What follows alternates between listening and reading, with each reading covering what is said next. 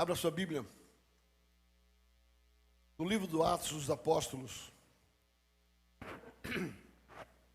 Atos dos Apóstolos, capítulo de número 9.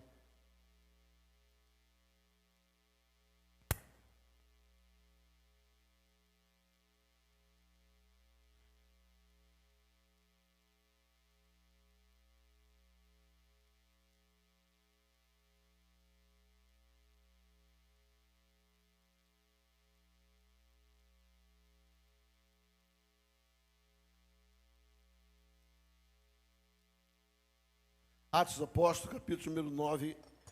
Vamos ler um texto longo,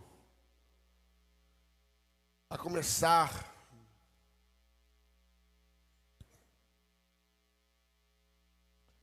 pelo versículo 1.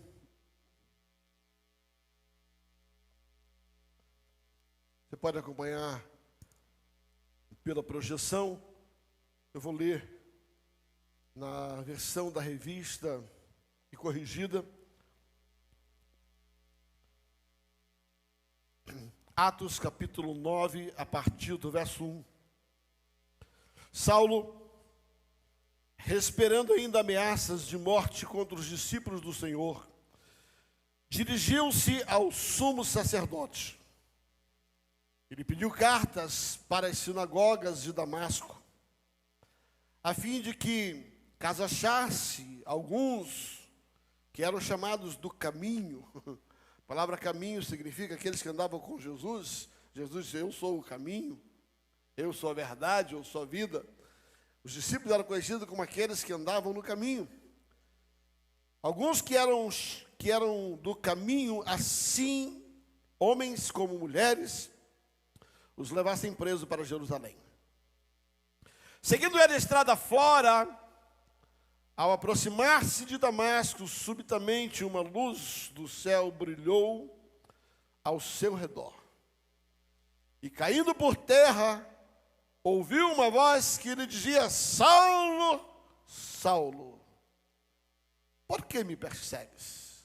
Ele perguntou: quem és tu, Senhor?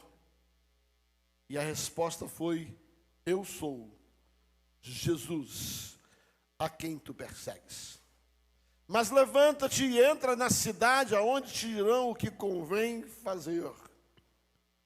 Os seus companheiros de viagem pararam emudecidos, ouvindo a voz, não vendo contudo ninguém. Então se levantou Saulo da terra e, abrindo-lhe os olhos, não podia ver. E guiando pela mão, levaram-no até Damasco. Esteve 3 dias sem ver, durante os quais nada comeu e nem bebeu. Ora, havia em Damasco um discípulo chamado Ananias. Disse-lhe o Senhor na visão: Ananias. Ao que lhe respondeu: eis-me aqui, Senhor. Então o Senhor lhe ordenou: dispõe-te, vai à rua que se chama Direita, na casa de Judas, procura por Tarsus, por Saulo, apelidado de Tarso, pois ele está orando. E viu entrar um homem chamado Ananias, e impondo-lhe as mãos para que recuperasse a vista. Ananias, porém, respondeu: Senhor, de muito tenho ouvido a respeito deste homem, e quantos males tem feito aos teus santos em Jerusalém, para que trouxe autorização dos principais sacerdotes, para prender a todos os que invocam o teu nome. Mas o Senhor lhe disse: vai, porque este é para mim um instrumento escolhido, para levar o meu nome perante os gentios e reis, bem como perante os filhos de Israel. Pois eu lhe mostrarei o quanto importa sofrer pelo meu nome. Então Ananias foi, e entrando na casa, impôs-lhe as mãos, dizendo: Saulo, irmão, o Senhor te enviou, o Senhor me enviou, a saber, o próprio Jesus, que te apareceu no caminho por onde vinhas, para que recuperasse a vistas e fique cheios do Espírito Santo. E imediatamente lhe caiu dos olhos como uma escama, e lhe tornou a ver, e seguiu, levantou-se e foi batizado. Depois de ter se alimentado, sentiu-se fortalecido, então permaneceu em Damasco alguns dias com os discípulos. Logo, pregava na sinagoga a Jesus, afirmando que este era o Filho de Deus. Ora, os que ouviam estavam atônitos, dizendo: não é este que exterminava em Jerusalém os que invocavam o nome de Jesus? E por aqui veio precisamente a fim de levar amarrados os principais para os sacerdotes? Saulo, porém, mais e mais se fortalecia e confundia os judeus que moravam em Damasco, demonstrando que Jesus era o Cristo. Decorrido muitos dias, os judeus deliberaram entre si que deviam tirar-lhe a vida. Porém, o plano deles chegou ao conhecimento de Saulo. Dia a dia guardava também as portas para o matarem, mas os seus discípulos tornaram-no de noite e colocaram num cesto, descendo-lhe pela muralha.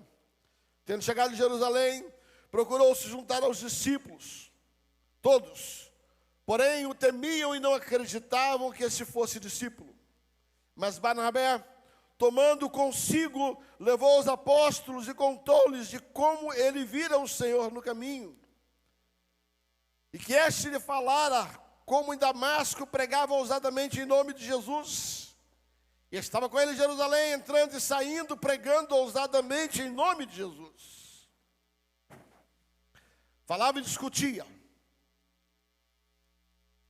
com os gregos, os helenitas, mas eles procuravam lhe tirar a vida. Tendo, porém, isto chegado ao conhecimento dos irmãos, levaram até Cesareia, e dali enviaram para Tarso. Pai, obrigado pela tua palavra. Que nesta manhã, ó Deus, a tua palavra como uma semente, ela possa encontrar em nós uma terra fértil, para entendê-la, para compreendê-la, para guardá-la e para praticá-la, a fim de que possamos verdadeiramente viver o teu evangelho, em nome de Jesus. Levanta a mão e diga assim: o meu coração é uma terra fértil. E eu declaro que a palavra do Senhor, com uma semente, ao cair no meu coração, vai encontrar um lugar apropriado para produzir em nome de Jesus. Querido, eu não sei se você, na sua história de vida, e com certeza sim, já fez algumas coisas debaixo de muita convicção, e não era certo. Eu não sei se você já passou por isso, onde você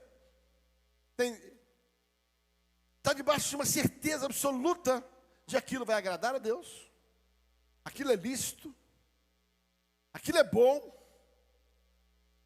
você tem certeza disso. E você na sinceridade, na integridade do seu coração, a fim de agradar a Deus, a fim de cumprir a convicção que lhe é dada, e a fim de produzir o bem, você faz algo e aquilo não é precisamente o correto. Isso é comum na vida de todas as pessoas, de todos os seres humanos. Eu me recordo de uma experiência de um pastor amigo meu. Ele tomou ciência de que um amigo dele, um jovem pastor, estava vivendo um momento de muita luta, muita dificuldade. E ele então decidiu acolher e pegar aquele pastor e cuidar daquele pastor. E ele pegou aquele pastor, levou para dentro da sua casa, levou para dentro da sua igreja, cuidou dele na sua casa. E levantou ele, colocou ele naquele lugar. E restaurou ele, restaurou a família dele. Tem alguma coisa errada nisso? Quero ouvir vocês, tem alguma coisa errada nisso? Você acha que houve dolo? Você acha que houve erro? Nós vamos saber a história. Passado um tempo, esse pastor foi andando em meio ao rebanho. Daqui a pouco começou a disseminar um veneno aqui, um veneno ali, um veneno aqui, um veneno ali. Em pouco tempo ele estava dividindo aquela igreja. E não só começou a dividir aquela igreja, como começou a fazer declarações comprometedoras da vida daquele que o recolheu, daquele que o acolheu, daquele que o cuidou. E esse pastor amoroso que acolheu esse homem, isso é uma história verídica, não é uma ilustração. E não fui eu, por favor, entenda isso. Esse pastor amado, querido, que acolheu essa pessoa ali com tanto carinho, com tanto afeto, com tanta integridade do coração, querendo recuperar aquele homem, entrou em Deus e falou: Senhor, o que foi que eu fiz de errado? Qual foi o meu erro? Por que eu estou colhendo isso? Se eu plantei bondade, se eu fui recuperar essa pessoa. Aí Deus falou assim: eu estava tratando dele. Ele estava sob o meu tratamento. Ele havia cometido muitos erros. E tudo que você planta, você colhe. No tempo certo, eu restauraria e levantaria alguém que eu diria para cuidá-lo. Mas quando você decide entrar na frente, quando você decidiu colocar a sua mão entre eu e o tratamento que era para ele veio para você. Se você tivesse aguardado o meu tempo, o meu jeito, eu ia restaurá-lo. Mas ele precisava passar por um tempo para que ele aprendesse a lição. Mas como você botou a mão dentro do tratamento dele, ele não foi totalmente tratado. E por não ter sido totalmente tratado, manifestou o erro que eu ia cuidar, que você não foi capaz de cuidar. E ele voltou a cometer o mesmo erro, porque você não deixou eu tratar, você tratou dele.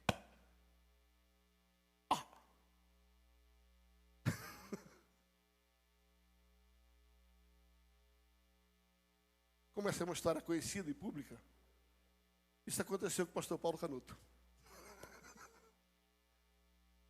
A Eva conta isso e a gente já conversou algumas vezes sobre isso. Ouça, queridos,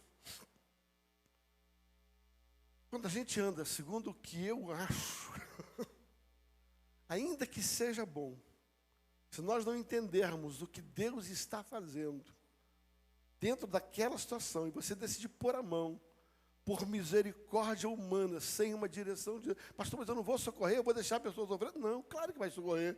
Mas a sua pergunta é assim: o que o senhor gostaria que eu fizesse na vida desta pessoa? De que maneira eu posso ajudá-lo a passar por esse tratamento, a fim de que ele rapidamente reconheça aquilo que o senhor está querendo fazer com ele? E de que maneira o senhor quer me usar neste processo? A voz de Deus. Muitas vezes, o nosso erro não é falta de integridade, não é maldade. Aliás, por sinceramente, me permita dizer, o crente que erra por maldade não é crente. A pessoa que faz, e enganosa, isso não é crente, isso não é crente. Isso aí é figura de crente, tem nome de crente, mas não é crente. Porque crente não maquina mal. Cristão não maquina mal. Então eu só posso crer que a maioria dos nossos erros são frutos muito mais da nossa ignorância, da nossa inocência, do que da nossa maldade. Deus, está escrito que Ele tem uma maior facilidade de lidar com a nossa ignorância. O fato de você ignorar algumas coisas, Deus, ele age de maneira, sabe, mais simples na hora da correção. Sabe, Deus observa o coração, Deus não está olhando só o que você faz, Deus está olhando por que eu e você fazemos as coisas. E muitos, por favor, entenda o que eu vou dizer, muitos dos erros que nós temos cometidos, sinceramente, na vida de cristãos genuínos, sinceros, não é fruto de maldade, não é fruto de carnalidade, é fruto, na verdade, de uma falta de buscar em Deus algumas decisões. Chegar em Deus e perguntar: Deus, de que maneira eu vou agir nessa situação? Esses dias eu ouvi uma pessoa dizer assim: eu não acredito nesse negócio, Deus, posso ir ao banheiro às 8 ou às 9? Posso tomar sopa ou vou comer macarronada? Nós estamos dizendo sobre esse tipo de imaturidade e infantilidade, porque você já cresceu o suficiente para decidir se você pode comer sopa ou se você quer comer macarronada. Deus não precisa interferir nisso. Basta você orar pelas duas coisas e está santificado. Já diz a Bíblia, você ora e santifica a comida. Não é isso que eu estou falando. O que eu estou dizendo, na verdade, é que o processo de decisões que nós precisamos caminhar nele tem que ser um processo de dependência de Deus. Por isso eu tenho algumas regras em relação a algumas coisas, particularmente na minha vida. Tá? Regra número 1. Se eu preciso dar uma resposta hoje, se eu tenho que dar uma resposta hoje, a resposta é não. Repita comigo. Se tem que ser hoje,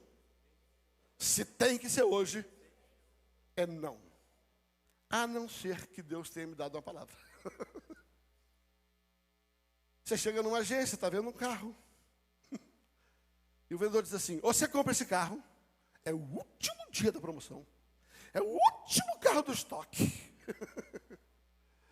E ele começa a fazer aquela pressão, e ele vai te levando, ele vai te induzindo, e você fica: não posso perder isso, eu não posso perder, eu não posso perder. Aí acabou os carros, é o carro que eu queria. E vai lá e compra e se arrebenta.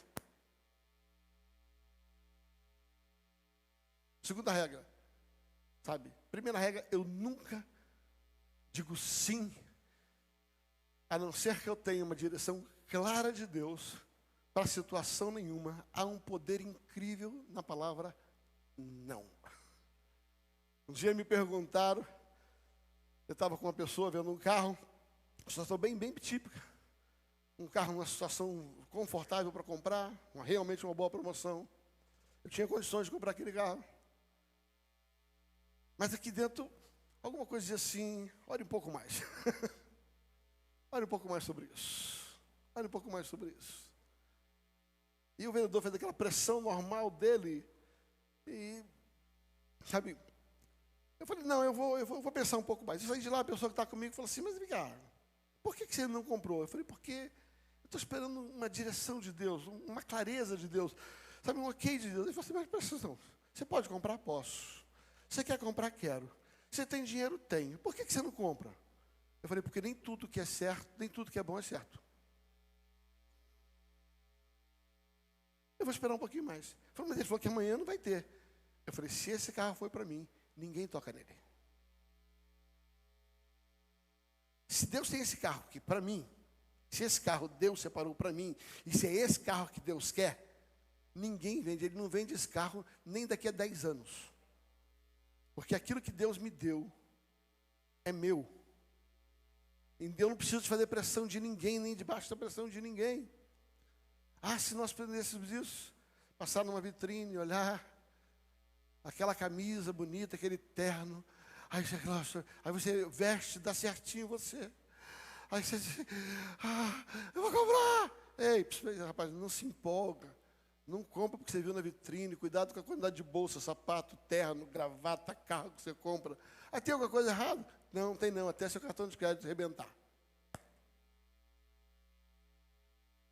Vocês estão entendendo o que eu estou dizendo? Peguei de uma coisa tão espiritual para uma coisa tão natural, que da voz de Deus. Ela precisa nortear as nossas decisões. Você não pode tomar decisão por causa da pressão. Você não pode tomar decisão por causa da sua manifestação da tua alma. Segundo, sabe, eu particularmente, quando uma coisa está fácil demais, eu sempre acho que é o diabo.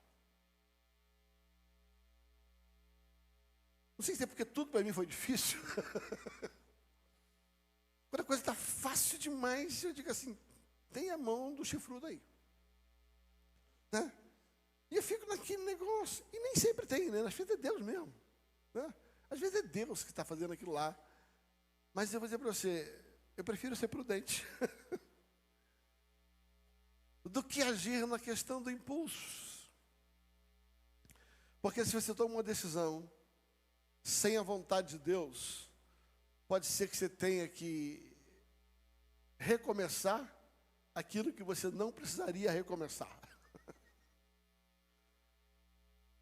Sabe, quando Deus te fala a respeito de alguma coisa, quando Deus te leva a tomar uma decisão, sabe, vai ser um contínuo de crescimento, ainda que lento, mas você não retorna, você não volta. Mas quando você toma uma decisão e Deus não está nela, normalmente você vai interromper o que você está fazendo, você vai voltar a um outro estágio, vai ter que começar de novo aquilo que você não precisaria começar se você tivesse ouvido Deus. Quando eu leio a história de Saulo, eu diria que Saulo, ele precisou passar por 3 recomeços. 3 recomeços.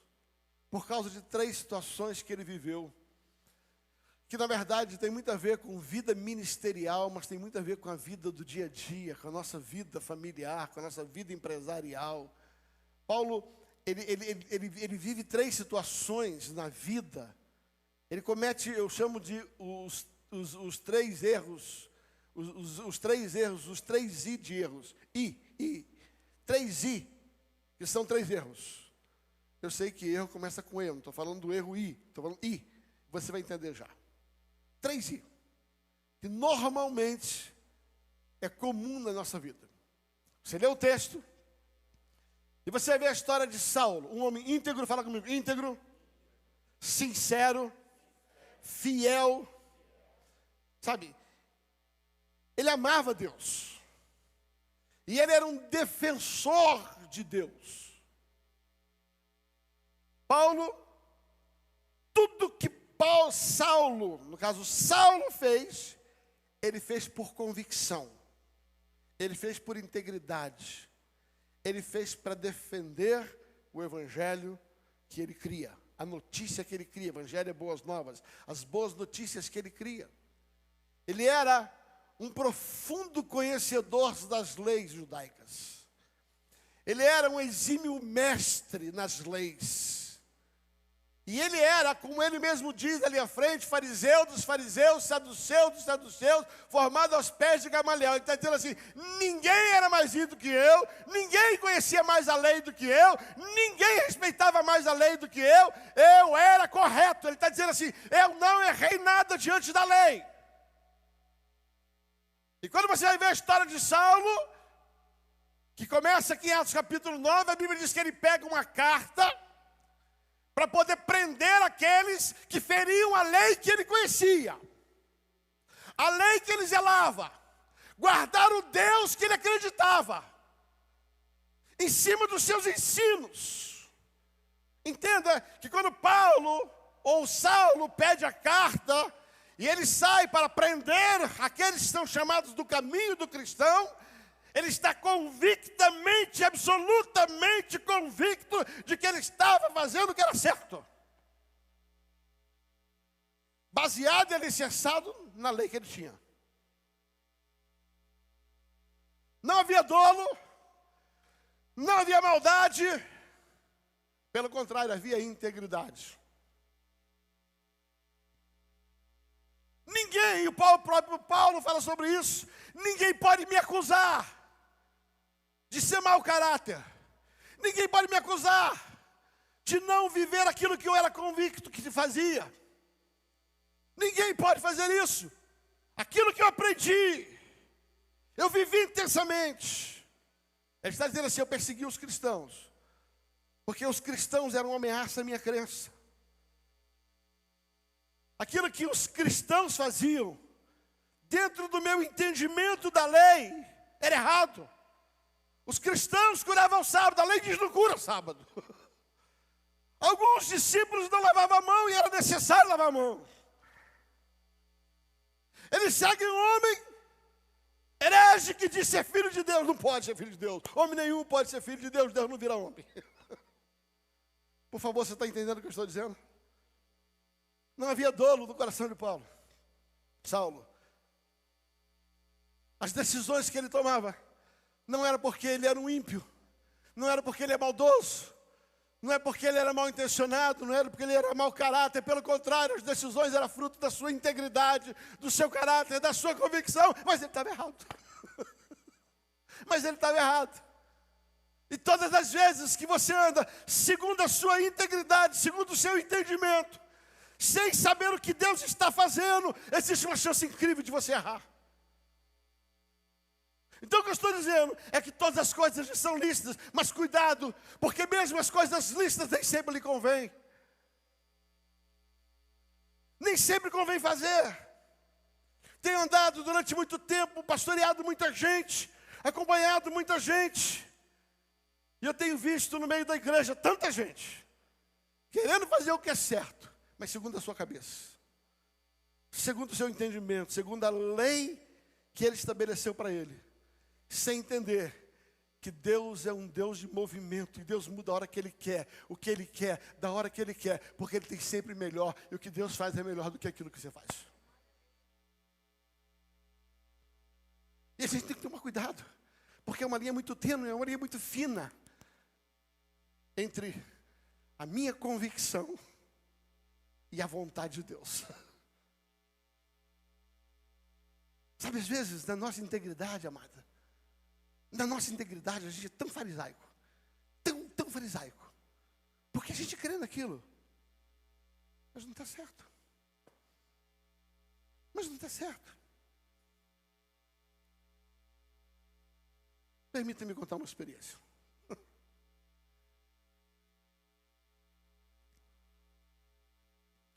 Um dia eu orei para o Senhor e falei: Senhor, obrigado. Muito obrigado, porque eu não nasci na época de Jesus. Tem muita gente que queria ter nascido na época de Jesus. Eu falei: eu não. Eu não nasci na época de Jesus. Sabe por quê? Porque se eu tivesse nascido, eu botava ele naquela cruz. Se eu tivesse na época de Jesus, eu ia ser um dos primeiros a crucificar ele. A diferença é que eu sou sincero comigo.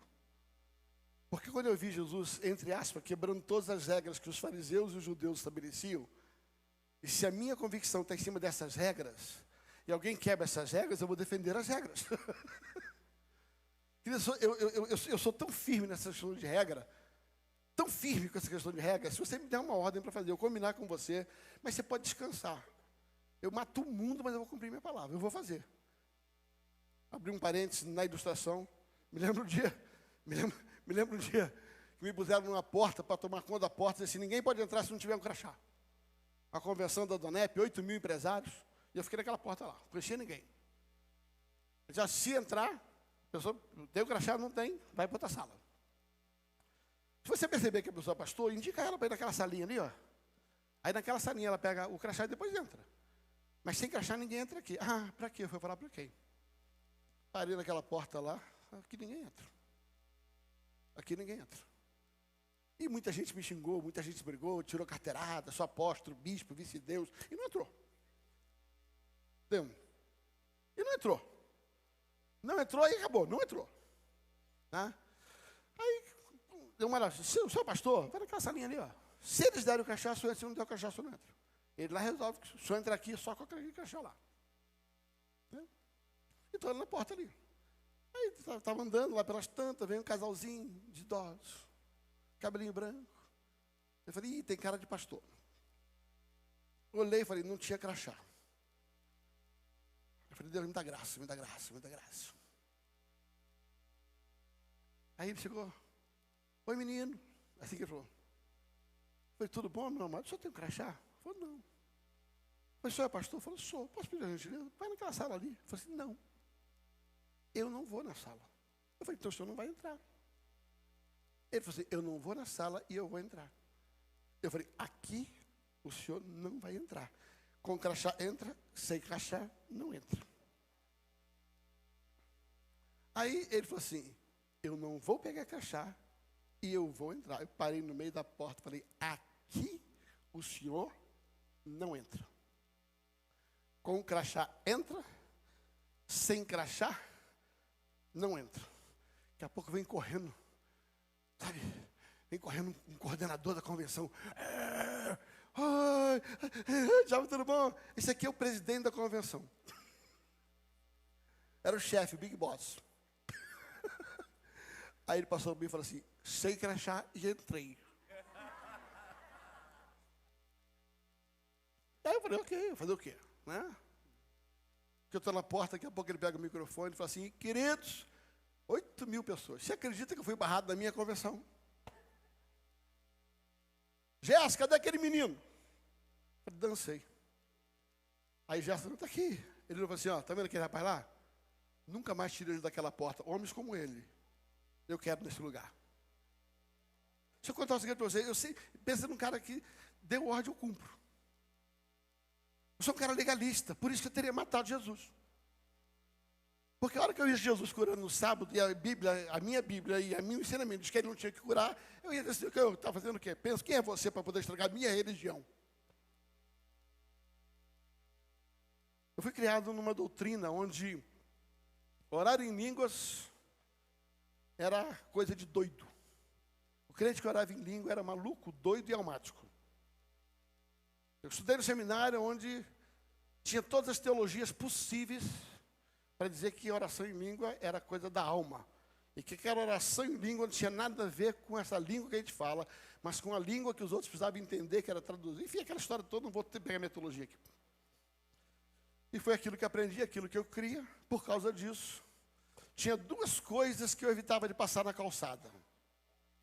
Tinha uma calçada assim, se tivesse um despacho de macumba, eu passava por outra calçada. E se tivesse uma igreja pentecostal, eu passava também, porque os dois podiam me pegar. Sério. Mas por causa da quê? Da minha integridade. Por causa da minha convicção. Por causa daquilo que eu aprendi. Por causa daquilo que eu cria. Mas estava certo? Não. Mas eu estava errando de propósito? Não. Estava errando de propósito? Não. Estava errando porque eu ignorava uma verdade, um mover de Deus, que me foi dito que não precisava. Me lembro um dia, é lógico, eu sou a pastora de vocês, sempre foi penteca, ela já mudou de time rapidinho, foi para outro time lá dos pentecostais.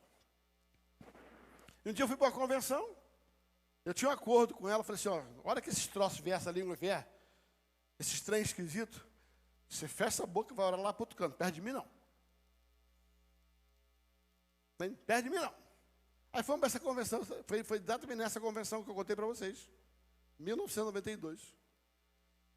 Eu fiquei na portaria uns dias, outro dia eu sentei. Aí, 8.000 pessoas lá, e alguém diz assim, hoje Deus vai batizar todo mundo do Espírito Santo. Eu falei assim, menos eu. Menos eu. Fique em pé. Eu fiquei sentado. A esposa levantou. Eu falei, se ela orar em língua, ela vai ver. Ela vai ver. Eu tenho um acordo com ela. Daqui a pouco começou a 8.000 pessoas. E eu aqui. Bufando. Aí ela olhou para mim e eu fiz assim, ó. A impressão que eu tinha era assim, posso orar? Daqui a pouco, né? O fogo foi aumentando, ela olhou para mim e falei, se ela olhar de novo, ela vai ver. Eu ali na carne, né? Debaixo da minha convicção, sentado naquele lugar.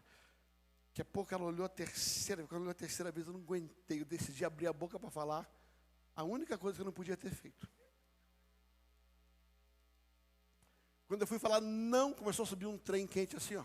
Minha cabeça começou a rodar. Eu comecei a não saber o que falava, eu não conseguia respirar nada. Eu falei, não, ia caralho. Meti a mão na boca.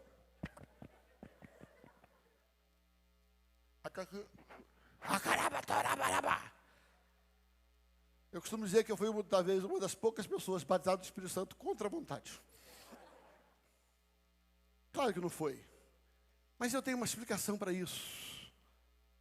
É que Deus olhou a inocência do meu coração. E a integridade com que eu vivia o que eu vivia. E em vez de me punir, Ele desceu para me socorrer. Sabe, quando você comete erros que não são frutos de falta de integridade, mas são por causa da inocência, da ignorância, sabe, Deus vai vir ao teu socorro. O que Deus não tolera é gente que maquina erro. É gente que trama erro. Agora, por favor, eu não estou fazendo apologia para o erro, mas eu estou dizendo, caso o teu erro seja fruto de uma ignorância, seja fruto de uma inocência, uma hora Deus vai te socorrer. Foi exatamente isso que Deus fez com Abimeleque. Abimeleque era um rei na época de Abraão, um rei ímpio. Abraão fez um acordo com a mulher dele lá, falou assim, não diz que é minha, não diz que é minha esposa não, senão vão me matar, diz que é minha irmã. Tinha uma meia-verdade na história ali, minha irmã. E os dois acertaram ali uma conversaiada ali. E o rei olhou e falou assim, esse mulherão é meu. Já que é irmã do cara, não é mulher e tal. Botou ela para tomar banho, 7 dias tomando banho. Quando chegou na noite que antecedeu a coabitação dos dois, imagina o rei sonhando com a noite com aquela mulherada, aquele mulherão lá. Ela era linda, né? Ele sonhando com a noite com aquela mulher lá. No meio do sono, Deus aparece para ele. Fala assim, rapaz, pega essa mulher não. Deus veio falar com o rei que era ímpio. Não pega essa mulher não, porque ela é casada. Aí o rei fala assim, Senhor, na inocência do meu coração. Repita comigo, na inocência. De novo, na inocência do meu coração, eu ia fazer isso. Aí sabe o que Deus responde? Deus fala para ele, porque eu vi a inocência do seu coração, eu desci para te socorrer. Eu tenho uma boa notícia para te dar. Quando o teu erro é fruto de uma inocência de coração, Deus desce para socorrer. Porque Deus não leva em conta o tempo da ignorância. Para Deus não está valendo aquilo que você está fazendo debaixo de uma integridade. O primeiro I que Paulo teve que vencer foi a ignorância. Deixa eu explicar, a inocência dele. Saulo não perseguia os cristãos porque era mau caráter, mas porque ele ignorava uma verdade. E porque Jesus viu que o que havia nele era integridade, inocência do coração, Jesus veio socorrê-lo na estrada de Damasco. Entenda que por mais que as pessoas queiram atribuir a conversão de Saulo à morte de Estevão, eu vou dizer para você que isso não tem fundamento a não ser interpretação pessoal. Mas o que eu estou dizendo tem fundamento.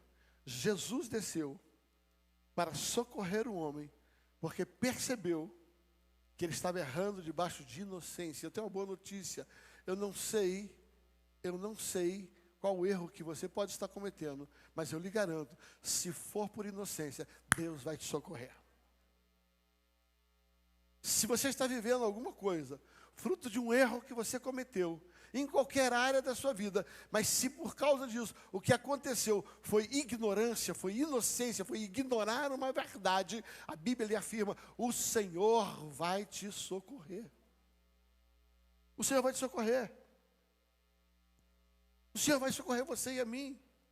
Assim como socorreu a Saulo na estrada de Damasco. Saulo tinha começado o seu ministério em Roma, debaixo dos judeus. Mas começou da maneira que ele achava, e não da maneira como Deus queria. Aí Deus percebe que esse começo dele era fruto de ignorar algumas verdades. Então Deus aparece para ele através de Jesus. E ele tem um recomeço. O primeiro recomeço, em que Deus tem prazer em te ajudar a recomeçar, é quando o teu erro é fruto de uma ignorância. Ouça, se você precisa recomeçar e o teu erro foi por ignorância, Deus não vai te abandonar. Aí Saulo vai. Aí ele entra na estrada de Damasco, fica cego. Alguém convence ele. Os olhos dele são abertos. Ele é cheio do Espírito Santo. Ele decide aproveitar a oportunidade. E agora com a mesma intensidade,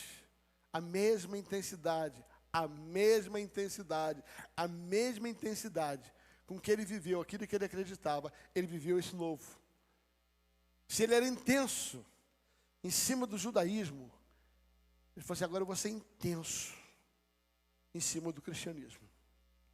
E ele começa a pregar em Damasco. E ele prega, e prega, e prega, e prega, e prega.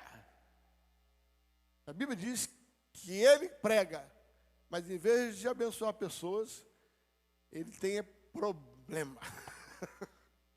Ele tem problema entre os judeus não querem saber dele, os irmãos querem matar ele, e ninguém quer saber dele. Mas, pô, meu Deus do céu, o cara está pregando o evangelho, o cara se converteu, ontem o cara matava, agora o cara tem que converter, e o pessoal está querendo matar ele, por quê?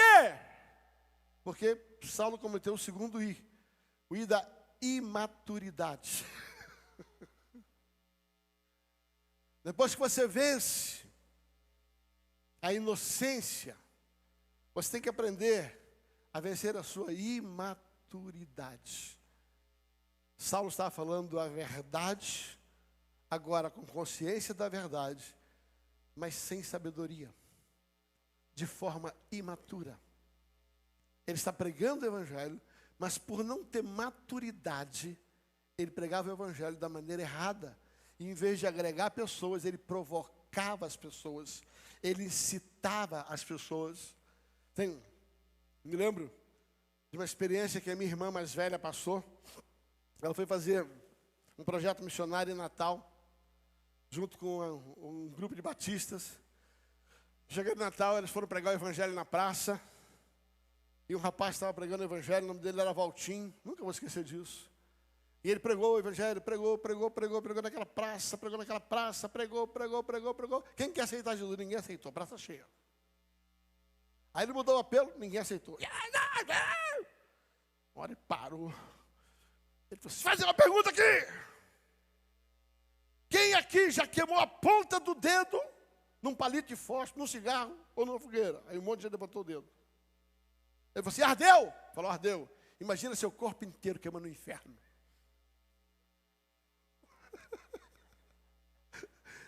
Imagina seu corpo inteiro queimando no inferno. Você tem que aceitar Jesus. Quase mataram ele naquela praça. Por quê? Ele estava pregando o evangelho. Ele só foi imaturo. Não se obriga as pessoas a aceitar o evangelho. Não se ameaça as pessoas para pregar o evangelho. Sabe? Você não pode chegar a pessoas assim, se você não aceitar o evangelho, há um caldeirão de enxofre esperando você lá. É o evangelho? É. É a forma certa de pregar? Não. Vocês estão entendendo o que eu estou dizendo? O que aconteceu com Saulo é que ele começou a pregar o evangelho. Verdadeiro, genuíno agora. Com entendimento, mas sem sabedoria. Porque ele era imaturo. O segundo I, que eu vejo acontecer, na maioria dos casos, dos nossos erros, depois que a gente vence a ignorância, é a imaturidade. Querido, coisa terrível é gente imatura. Normalmente, o imaturo, ele não sabe que é imaturo. O imaturo, ele se acha maduro. E ele está debaixo de uma convicção, e nem sempre aquilo que ele está falando é o certo. Não adianta você fazer a coisa certa da forma errada. Essa é a razão pela qual a Bíblia diz assim, cuidado para não ordenar pessoas neófitas, não impor as mãos precipitadamente sobre pessoas que não estão preparadas, porque essas pessoas vão manifestar a sua imaturidade, e por causa da sua imaturidade, elas vão trazer mais problema do que solução. O problema não está se tem um chamado. O problema está como é que ele se comporta em função do chamado.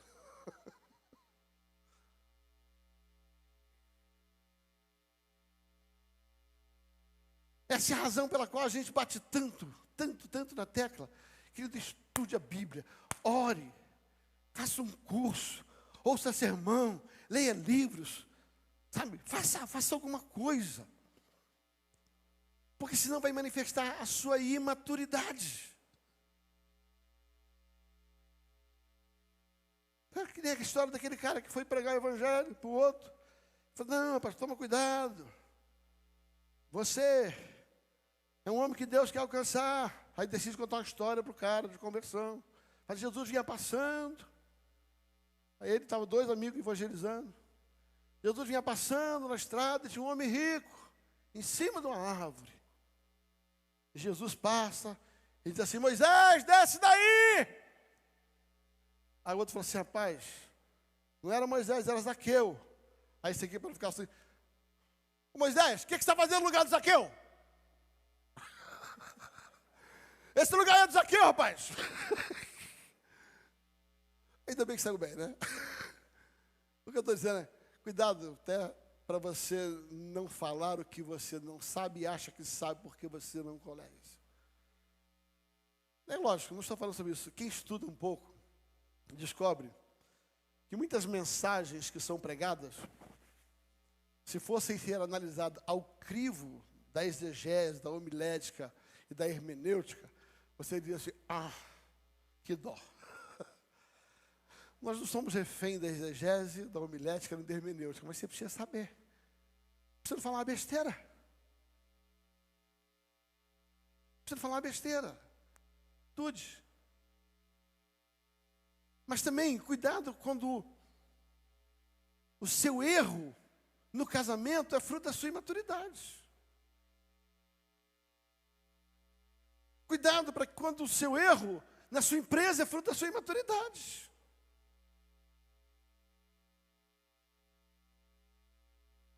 Toma cuidado com isso.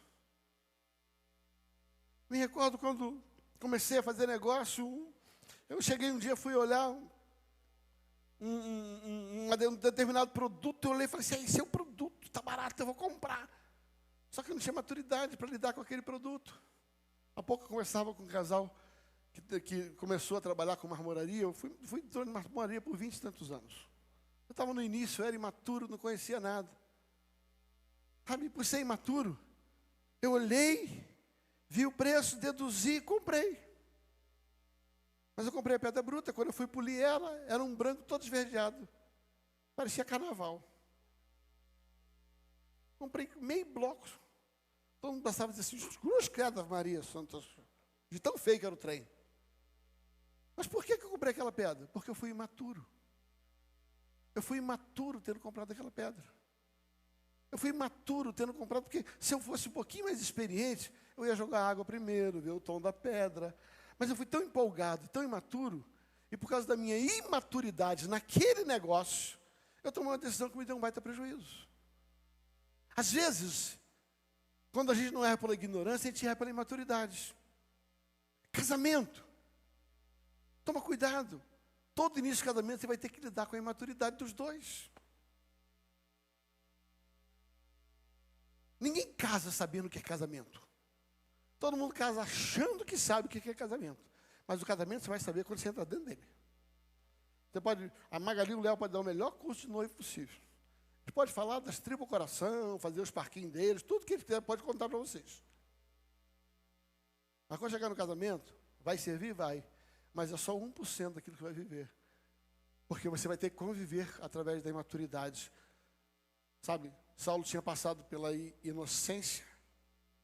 Estou falando sobre Saulo. E agora ele teve que passar pela imaturidade. Por causa da imaturidade dele. Sabe, ele teve que sair de Damasco corrido. Aí vai para Jerusalém. Aí chega em Jerusalém, todo aquele problema de aceitação, ninguém quer ele. Barnabé bota ele lá dentro. Aí o bichinho está empolgado. E começa a pregar de novo. Agora, o problema é que não deu tempo da imaturidade. Quando a imaturidade não é tratada, você se torna imprudente. Eu vou repetir. Quando você não trata a imaturidade, você se torna imprudente. Agora, em vez de arrumar problema com os irmãos, ele começou a arrumar problema com os gregos.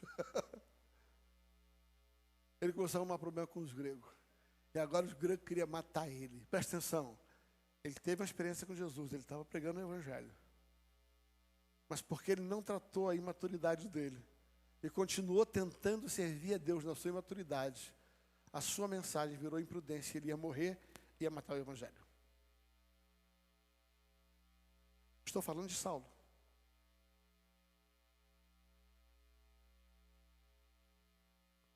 Essa mesma verdade acontece na nossa vida.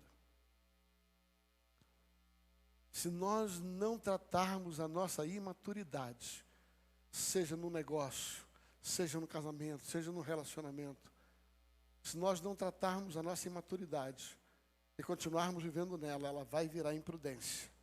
E a imprudência gera morte. Pastor, como é que a gente faz para resolver isso?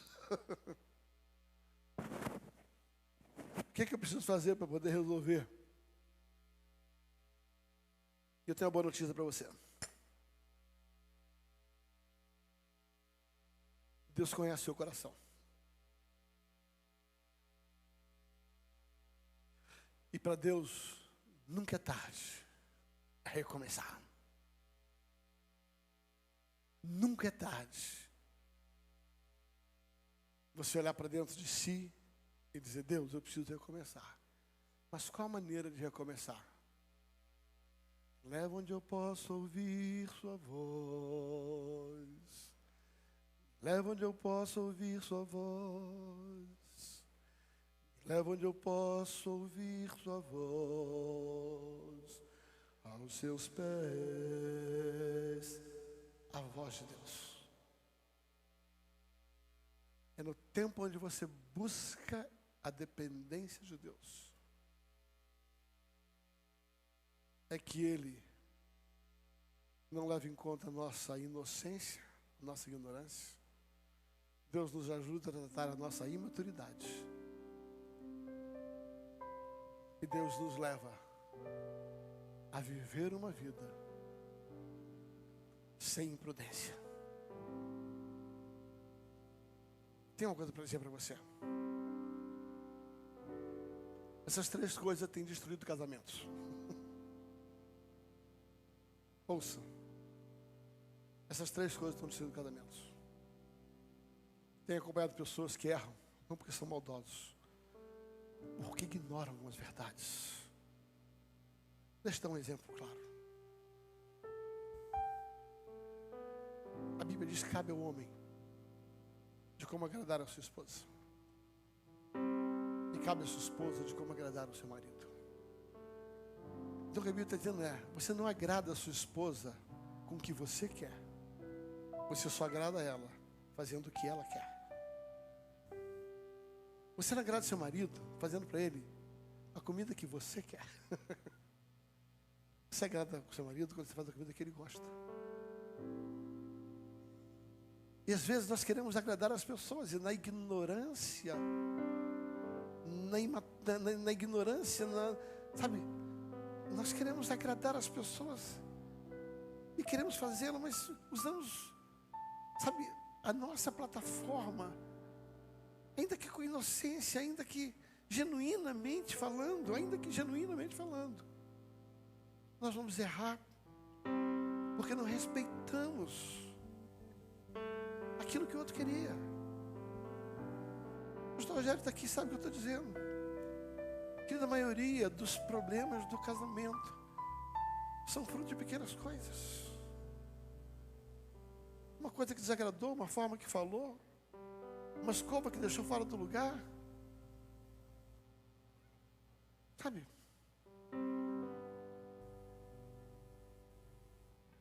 Uma televisão, um tempo, sabe? Por favor, entenda o que eu estou dizendo. O que tem destruído casamentos não são grandes problemas. As traições, elas quase sempre são consequência das pequenas coisas. Querido, eu não acredito que a pessoa acorda às 7 horas da manhã e fala assim, hoje eu vou trair a minha esposa. Não. Se fez isso, nem crente é, vai logo. Dá um beijo no chifre do diabo e já vai para o inferno. Se você acorda com vontade de trair sua esposa e não tem razão para isso, cara, você não tem nada com Jesus. Está fazendo o quê, casado? Né? Vai buscar Jesus para mexer. Mas são as pequenas coisas. As pequenas coisas do dia a dia que nós ignoramos. Sabe, eu costumo brincar algo, e vou citar algo que a igreja toda sabe. Falo sempre isso. Por exemplo, tem gente que não gosta de flor natural. Tem que não gosta de flor natural. E aí? Tem gente que ama flor. Tem alguém que você der um vaso de planta. Dá um vaso de planta para minha mãe. Rapaz, dá um vaso para minha mãe. Ela vai chamar o resto da vida. Ela vai cuidar daquela planta, falar com aquela planta. Toda vez que ela falar com você no telefone, ela vai falar da planta. E se a planta começar a ficar ruim, ela vai, é da planta, ela ama. Mas tem gente que não gosta. Aí você vai dar uma flor, uma planta para quem não gosta. A sua intenção foi a melhor, só que você ignorou aquilo que agradava o outro.